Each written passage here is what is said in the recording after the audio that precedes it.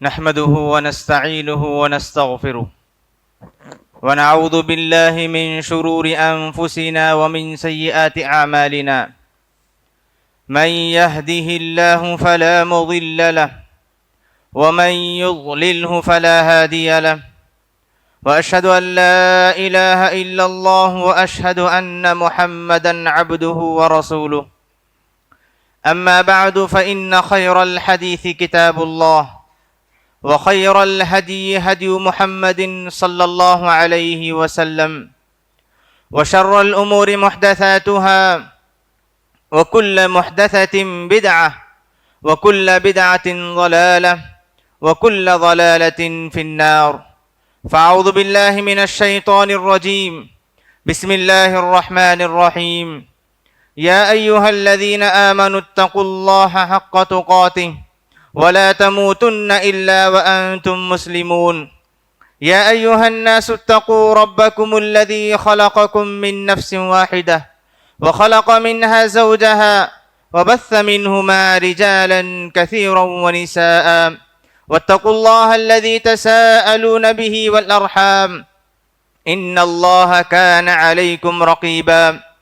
يا أيها الذين آمنوا اتقوا الله وقولوا قولا سديدا يصلح لكم أعمالكم ويغفر لكم ذنوبكم، ومن يطع الله ورسوله فقد فاز فوزا عظيما.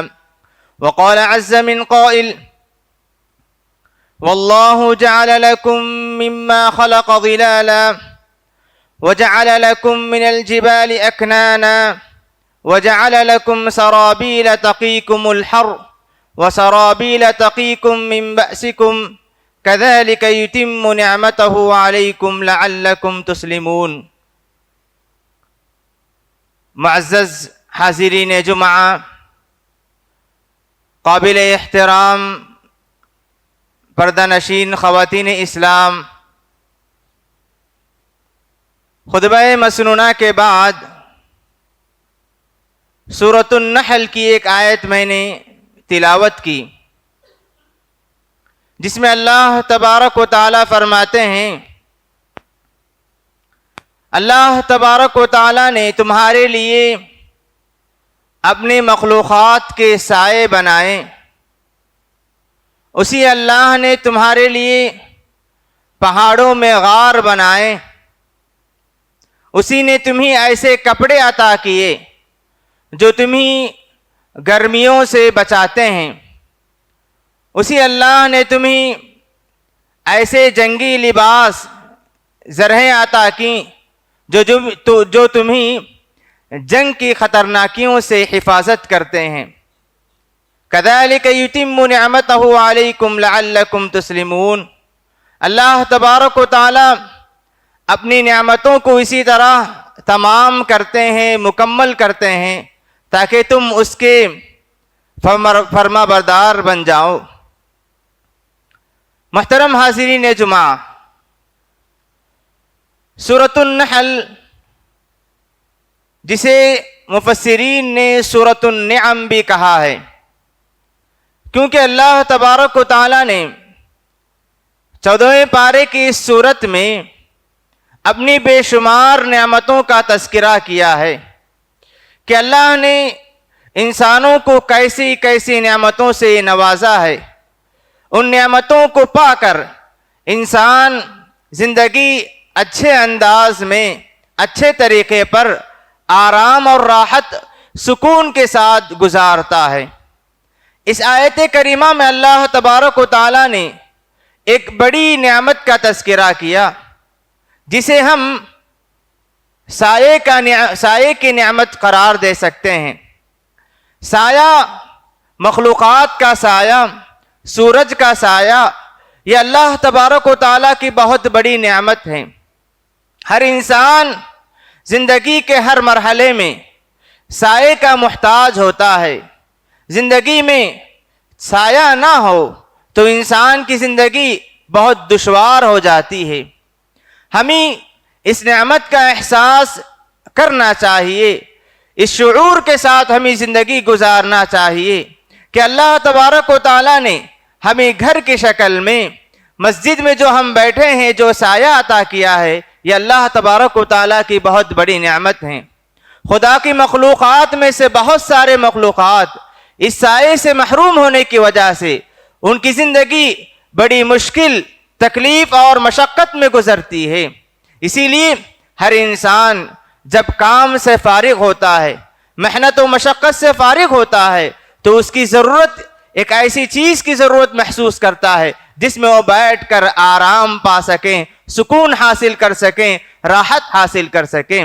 ہر محنت کرنے والا، ہر کام کرنے والا، کوئی بھی کام ہو، کام سے فارغ ہونے کے بعد اس کی ایک اہم ضرورت سائے کی ضرورت ہوتی ہے، جس میں وہ بیٹھ کر چین سے سانس لیتا ہے، راحت محسوس کرتا ہے۔ اسی لیے اللہ تبارک و تعالیٰ نے قرآن مجید میں کئی واقعات بیان کیے۔ ان واقعات میں سے ایک اہم واقعہ سیدنا موسیٰ علیہ السلام کا واقعہ ہے۔ موسیٰ علیہ السلام جب مصر سے بھاگ کر مدین پہنچتے ہیں، مدین میں انہوں نے دو لڑکیوں کو دیکھتے ہیں کہ دونوں اپنے جانوروں کو روکے رکھتی ہیں، جبکہ سارے لوگ اپنے جانوروں کو پانی پلاتے ہیں۔ موسیٰ علیہ السلام نے ان دونوں لڑکیوں سے دریافت کیا، کیا بات ہے کہ تم دونوں اپنے جانوروں کو پانی نہیں پلاتی ہو جبکہ سارے لوگ اپنے جانوروں کو پانی پلاتی ہیں؟ لڑکیوں نے ماجرا سنایا کہ جب تک مرد حضرات اپنے جانوروں کو پانی نہیں پلاتے، عورتوں کو پانی پلانے کا حق نہیں بنتا۔ موسیٰ علیہ السلام نے ان دونوں لڑکیوں کے جانور کو پانی پلایا۔ اس کام سے جیسے ہی فارغ ہوئے، اللہ تعالیٰ فرماتے ہیں فَسَقَىٰ لَهُمَا ثُمَّ تَوَلَّىٰ إِلَى الظِّلِّ کہ موسیٰ علیہ السلام نے ان دونوں عورتوں، ان دونوں لڑکیوں کے جانوروں کو پانی پلانے کے بعد جس چیز کی انہوں نے ضرورت محسوس کی، وہ ضرورت ہے سائے کی ضرورت۔ انہوں نے جیسے ہی پانی پلانے کے کام سے فارغ ہوئے، فوراً انہوں نے سایہ تلاش کیا اور سائے میں بیٹھ کر اللہ تبارک و تعالیٰ سے دعا کی کہ پروردگار مجھے کوئی ایسی جگہ عطا کر دے جہاں میں جا کر راحت پا سکوں۔ تو اس طرح ہر آدمی کام سے فارغ ہونے کے بعد ایک سائے کی تلاش محسوس کرتا ہے، گویا کہ سایہ انسانی ضرورت ہے۔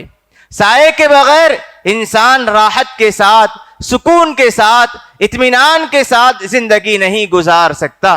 یہی وجہ ہے کہ اللہ تبارک و تعالیٰ نے قرآن مجید میں اس سائے کو اپنی بہت بڑی نعمت قرار دیا ہے۔ اس سائے کو جو بھی انسان حاصل کرے، چاہے وہ گھر میں ہو، چاہے وہ آفس میں ہو، چاہے وہ مسجد میں ہو، جہاں کہیں وہ سایہ محسوس کرے، ہمیں اس احساس کے ساتھ اس سائے کے تحت بیٹھنا چاہیے کہ ہم نے اللہ تبارک و تعالیٰ کی ایک بہت بڑی نعمت پا چکے ہیں۔ اس نعمت کا شکر گزاری کرنا، اس نعمت کی شکر گزاری کرنا ہم ہر مسلمان پر ضروری ہے۔ جنت میں جو بھی انسان، جنتی جب جنت میں چلے جائیں گے، اللہ تبارک و تعالیٰ فرماتے ہیں کہ جنتیوں کو ملنے والی بڑی بڑی نعمتوں میں سے ایک اہم نعمت سائے کی نعمت ہے۔ اللہ تبارک و تعالیٰ جنتیوں کو جو نعمتیں عطا کریں گے، ان نعمتوں میں سے خاص طور پر اللہ تبارک و تعالیٰ فرماتے ہیں کہ اللہ تعالیٰ انہیں سائے کی نعمت سے نوازیں گے۔ سورۃ النساء میں اللہ تعالیٰ فرماتے ہیں والذین آمنوا وعملوا الصالحات، جو لوگ ایمان لے آئے اور نیکیاں کی، لہم جنات تجری من تحتها الانہار، کہ ان کے لیے ایسی جنتیں اللہ تبارک و تعالیٰ نے رکھی ہیں جن کے نیچے سے نہریں جاری ہوں گی، لہم فیہا ازواج مطہرہ، جنت میں اللہ تعالیٰ انہیں پاک بیویاں عطا کریں گے، وندخلہم ظلا ظلیلا، اور اللہ تعالیٰ فرماتے ہیں کہ ہم جنتیوں کو ایسے گھنے سایوں میں داخل کریں گے جس کی نعمت سے وہ اور بھی نعمتوں میں ہو جائیں گے۔ تو اس طرح اللہ تبارک و تعالیٰ نے جنت میں جو نعمتیں عطا کریں گے، ان نعمتوں میں سے ایک اہم نعمت سائے کی نعمت ہے۔ سورۃ الرعد میں اللہ تعالیٰ فرماتے ہیں مثل الجنت التي وعد المتقون، اس جنت کی مثال جس کا وعدہ نیک لوگوں سے، متقیوں سے کیا گیا ہے، اس کی مثال ایسی ہے تجری من تحتها الانہار، اس کے نیچے ندیاں جاری ہوں گے، یعنی ہر انسان کے بالکل قریب ندیاں ہوں گی۔ لہم فیہا ازواج مطہرہ مثل الجنت التي وعد المتقون تجری من تحتها الانہار اکلها دائم وظلها، اللہ تعالیٰ فرماتے ہیں اس جنت میں جہاں نہریں ہوں گی، ندیاں ہوں گی، ویسے ہی وہاں ہمیشہ پائے جانے والے میوے ہوں گے اور ہمیشہ وہ سایوں میں پل رہے ہوں گے۔ تو گویا جنت میں سایہ ملنا اللہ تبارک و تعالیٰ کی بہت بڑی نعمت اللہ تعالیٰ نے فرمایا۔ نبی کریم صلی اللہ علیہ وسلم فرماتے ہیں کہ جنت میں ایک درخت ایسا بھی ہے جس کے تحت، جس کے سائے میں ایک آدمی 100 سال بھی چلے تو اس درخت کے سائے کو کاٹ نہیں پائے گا، اتنے بڑی بڑی نعمتیں ہوں گی۔ ان میں اللہ تبارک و تعالیٰ جنتیوں کو بڑی اہم نعمت، بڑا اہم انعام اللہ تعالیٰ جو عطا کریں گے وہ ہے سائے کا انعام ہے۔ گویا اللہ تبارک و تعالیٰ نے ہم تمام کو جو سایہ عطا کیا، یہ اللہ تبارک و تعالیٰ کی بہت بڑی رحمت ہے، اللہ تبارک و تعالیٰ کا بہت بڑا احسان ہے۔ ہمیں اس احسان کو قبول کرنا ہے اور اس سائے میں بیٹھنے کے بعد ہر وقت اللہ تعالیٰ کا شکر بجا لانا اور شکر گزاری کا احساس اپنے دل میں پیدا کرنا ہر انسان کے لیے ضروری ہے۔ اور یہ سایہ جہاں اللہ تبارک و تعالیٰ کی بہت بڑی نعمت ہے، یہ سایہ اللہ تعالیٰ کی قدرت کی بہت بڑی نشانی بھی ہے کہ اللہ تبارک و تعالیٰ نے اس سائے کو پیدا کیا۔ جب سورج طلوع ہوتا ہے تو سایہ سمٹنا شروع کرتا ہے، اور جیسے ہی زوال کے وقت سایہ پھیلنا شروع ہو جاتا ہے۔ اللہ تبارک و تعالیٰ نے سورۃ الفرقان میں سائے کے اس طرح پھیلنے کو اور سمٹنے کو اپنی قدرت کی بہت بڑی نشانی قرار دی ہیں۔ اللہ تعالیٰ فرماتے ہیں الم تر الی ربک کیف مد الظل ولو شاء لجعلہ ساکنا، کیا تم اپنے رب کو نہیں دیکھتے کہ وہ اپنی قدرت سے کس طرح سایوں کو سمیٹتا ہے، پھیلاتا ہے۔ وَلَوْ شَاءَ لَجَعَلَهُ سَاكِنًا، اگر وہ چاہے تو سائے کو وہ روک دے سکتا ہے۔ یہ اللہ تبارک و تعالیٰ کی عظیم قدرت ہے، اس کی قدرت کی بڑی نشانی ہے، اس کی قدرت کے بڑے مظاہر میں سے ایک مظہر ہے کہ اللہ تعالیٰ نے سایوں کو پیدا کیا۔ اس سائے کی وجہ سے انسان زندگی اچھی بناتا ہے اور سائے کی وجہ سے بہت سارے مخلوقات اچھے انداز میں زندگی گزارنے کا سلیقہ سیکھ جاتے ہیں۔ تو اسی لیے اس آیت کی تفسیر میں علامہ ابن القیم رحمہ اللہ نے قرار دیا کہ یہ آیت اللہ تبارک و تعالیٰ کی قدرت کی بڑی دلیل ہے، اور یہ آیت اللہ تبارک و تعالیٰ کی وحدانیت کی بہت بڑی دلیل ہے کہ اس نے ساری مخلوقات کے سائے پیدا کیے۔ جب سورج طلوع ہوتا ہے، سورج نکلتا ہے تو اس وقت سائے سمٹتے ہیں، اور جیسے ہی زوال کی طرف، غروب کی طرف نکل جاتے ہیں تو سائے پھیلنے شروع ہو جاتے ہیں۔ یہ اللہ تبارک و تعالیٰ کی قدرت کی بہت بڑی نشانی ہے۔ اور اللہ تبارک و تعالیٰ نے سورۃ الفرقان میں یہ آیت بیان کرنے کے بعد اس کی عبادت کا حکم دیا۔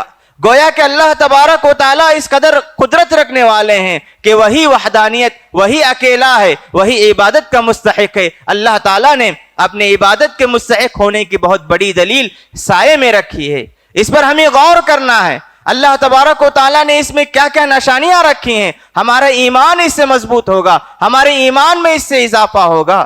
سائے کو ہم معمولی نہ سمجھیں، سائے کو ایک معمولی چیز نہ سمجھیں، یہ اللہ تعالیٰ کی بڑی نعمت ہے، اللہ تعالیٰ کا بڑا انعام ہے، اللہ کی طرف سے ملنے والا بہت بڑا تحفہ ہے۔ یہ اللہ تبارک و تعالیٰ کی قدرت ہے، اور اللہ تبارک و تعالیٰ کی قدرت کی بڑی نشانی ہے۔ اس پر ہمیں غور کرنے سے بڑی بڑی نشانیاں ہمارے سامنے ظاہر ہوں گی۔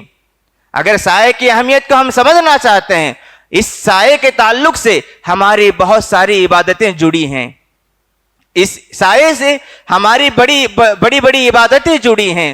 ظہر کا وقت کب شروع ہوتا ہے؟ جب سایہ مکمل ہو جائے، جب سورج زوال کے لیے شروع ہو جائے، جب ہر چیز کا سایہ نہ رہیں تو اس وقت ظہر کا وقت شروع ہوتا ہے، اور ظہر کا آخری وقت اس وقت تک رہتا ہے جب ہر آدمی کا سایہ اس کے قد کے برابر ہو جائے، یا ہر چیز کا سایہ اس کے برابر ہو جائے تو ظہر کا وقت اس وقت تک رہتا ہے۔ اور جب سایہ ہر چیز کے اس کے برابر ہو جائے، قد کے برابر ہو جائے، تو عصر کا وقت شروع ہونے لگتا ہے۔ اور مغرب کا وقت کب شروع ہوگا؟ جب سورج غروب ہو جائے، یعنی ہر چیز کا سایہ ختم ہو جائے۔ تو اس طرح ہماری بڑی بڑی عبادتوں، نمازوں کا تعلق اس سائے سے جڑا ہے۔ اور اس سائے سے اہم تعلق رکھنے والی ایک اہم حدیث یہ بھی ہے کہ اللہ کے رسول صلی اللہ علیہ وسلم نے فرمایا کہ لوگو، تم سورج اور سائے کے درمیان نہ بیٹھو، اس طرح کہ ہمارے بدن کا کچھ حصہ سورج میں ہو اور کچھ حصہ سائے میں ہو، اس طرح بیٹھنے سے اللہ کے رسول صلی اللہ علیہ وسلم نے منع فرمایا۔ ایک حدیث میں فرماتے ہیں اذا كان احدكم في الظل، کہ تم میں فی الشمس، اگر تم میں سے کوئی آدمی سورج میں رہیں اور سورج ڈھلنے کی وجہ سے اس طرح ہو جائے کہ اس کا بدن کا آدھا حصہ سورج کی گرمی میں ہو اور آدھا حصہ سائے میں ہو، تو اسے چاہیے کہ وہ آدمی اٹھ جائیں۔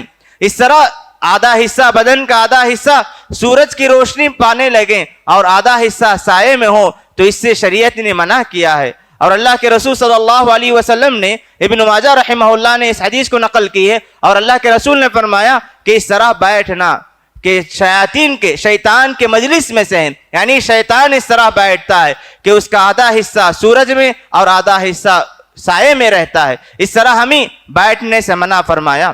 اسی طرح سائے سے متعلق ایک اور اہم حدیث، اللہ کے رسول صلی اللہ علیہ وسلم نے صحابہ اکرام سے کہا کہ صحابہ، لعنت کے سبب بننے والے دو چیزوں سے دور رہو۔ صحابہ اکرام نے فرمایا کہ اللہ کے رسول، لعنت کے سبب بننے والی وہ دو چیزیں کون سی ہیں جس سے ہمیں دور رہنا چاہیے؟ اللہ کے رسول نے فرمایا الذی یتخلی فی الطریق او فی ظلہم، وہ آدمی جو اپنی ضروریات لوگوں کے راستے میں فارغ ضروریات کر دیں، قضاء حاجت کر دیں، یا لوگ جہاں بیٹھتے ہیں سایہ حاصل کرتے ہیں اس جگہ پر قضاء حاجت کرنا یا پیشاب یا پاخانہ کرنا، اس سے ہماری شریعت نے روک دی ہے۔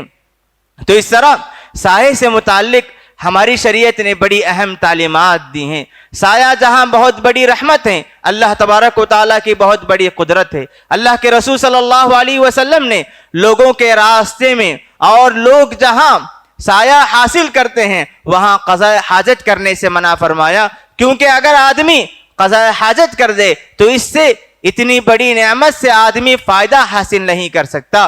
اسی حدیث پر قیاس کرتے ہوئے ہم تمام یہ بھی کہہ سکتے ہیں کہ ایسے جگہوں پر جہاں لوگ جمع ہوتے ہوں، جہاں لوگ جمع ہو کر سایہ حاصل کرتے ہوں، سورج کی گرمی سے بچنے کی کوشش کرتے ہوں، ایسی جگہوں پر ایسے کام کرنا جسے لوگ ناپسند کرتے ہوں، یعنی اس طرح کے بیڑی سگریٹ پینے کی وجہ سے، جس کی وجہ سے بیڑی سگریٹ کی بو کی وجہ سے لوگ وہاں جمع نہ ہو سکتے ہوں، یا کوئی ایسا کام کرنا، تھوک دینا یا کوئی بھی ایسا کام کرنا جس کی وجہ سے لوگ سائے سے محروم ہو جائیں، اس سے ہماری شریعت منع کرتی ہے، روکتی ہے، کیونکہ سایہ بہت بڑی نعمت ہے۔ سایہ حاصل کرنے کا حق ہر انسان کو ہے۔ کوئی انسان اس جگہ پر کوئی ایسی غلاظت پھیلا دے یا کوئی ایسی چیز کر دے جس کی وجہ سے انسان اس نعمت سے محروم ہو جائیں، اس نعمت سے فائدہ اٹھانے سے محروم ہو جائیں، تو ایسا انسان گنہگار ہو سکتا ہے۔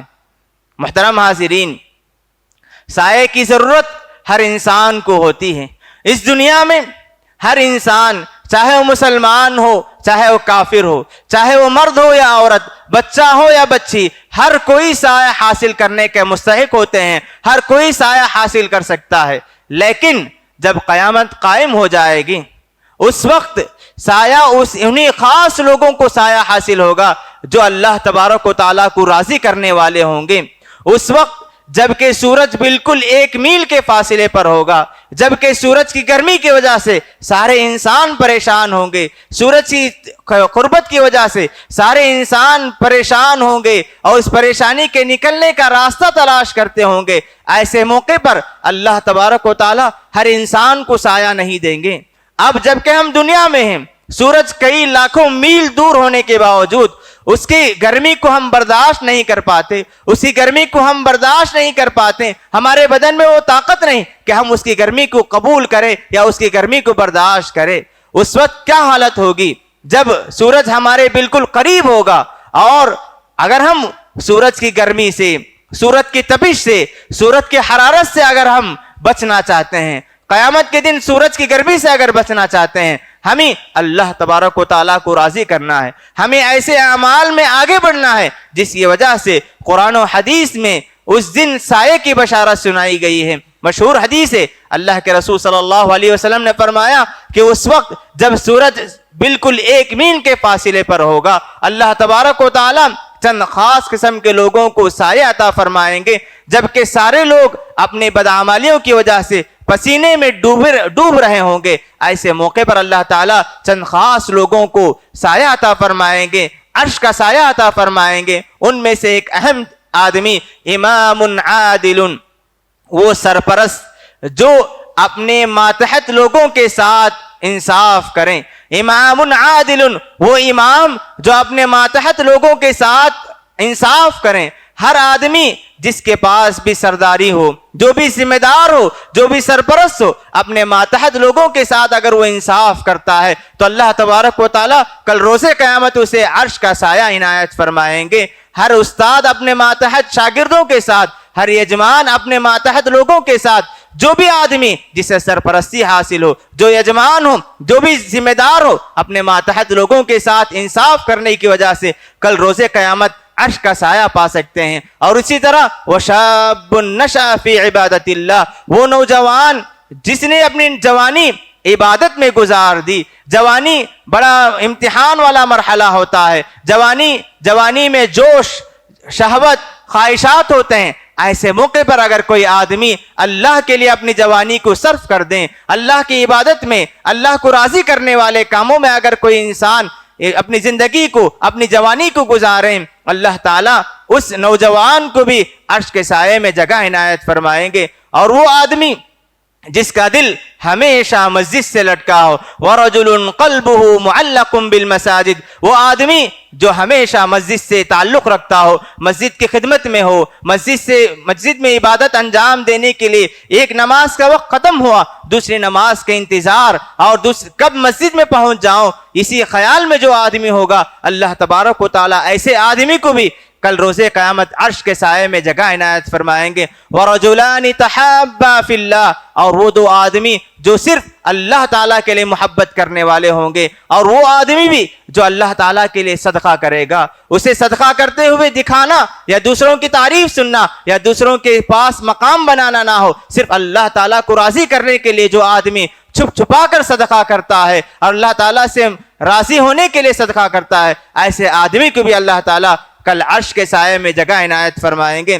اسی طرح وہ آدمی جو اکیلے میں بیٹھ کر اللہ کو یاد کریں، اللہ کی عظمت سے اللہ کی قدرت کو یاد کرے اور اللہ تعالیٰ کو یاد کر کے رونے لگیں اور اس کے آنکھوں سے آنسو بہ جائیں، اللہ تعالیٰ اس آدمی کے لیے بھی وعدہ کیے ہیں کہ کل روز قیامت اسے عرش کے سائے میں جگہ عنایت فرمائیں گے۔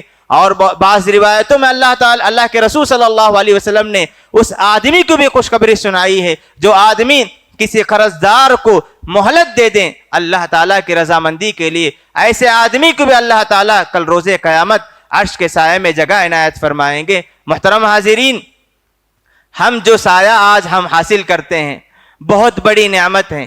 اس نعمت کا احساس ہمارے دلوں میں آنا چاہیے، شعور کے ساتھ اللہ تعالیٰ کی اس نعمت کا ہمیں شکر بجا لانا چاہیے۔ اللہ تبارک و تعالیٰ نے جو دنیا میں ہمیں یہ جو سایہ عطا کیے ہیں، آخرت میں ہر کسی آدمی کو روز قیامت اور جنت میں ہر آدمی کو یہ سایہ عنایت نہیں فرمائیں گے، بلکہ اللہ تعالیٰ اپنے خاص بندوں کو، خاص لوگوں کو یہ سایہ عنایت کرتے ہیں۔ ہمیں اسی مقصد کے ساتھ زندگی گزارنی چاہیے کہ پروردگار جس طرح تو نے ہمیں دنیا میں راحت کے لیے، سکون کے لیے، اطمینان کے لیے سایہ عطا کیا، اسی طرح کل روز قیامت جب سارے لوگ پریشان ہوں گے، غم میں ہوں گے، تکلیف میں ہوں گے، ایسے موقع پر تو ہمیں عرش کا سایہ عنایت فرما دے تاکہ ہم اس موقع پر بھی راحت کے ساتھ، سکون کے ساتھ حساب کا انتظار کر پائیں۔ اور اللہ تعالیٰ سے دعا ہے کہ پروردگار ہمیں دنیا میں ایسے اعمال کی توفیق عنایت فرمائیں جس کی وجہ سے ہم دنیا میں بھی کامیاب ہو جائیں اور آخرت میں بھی ہم کامیاب ہونے والوں میں سے ہو جائیں۔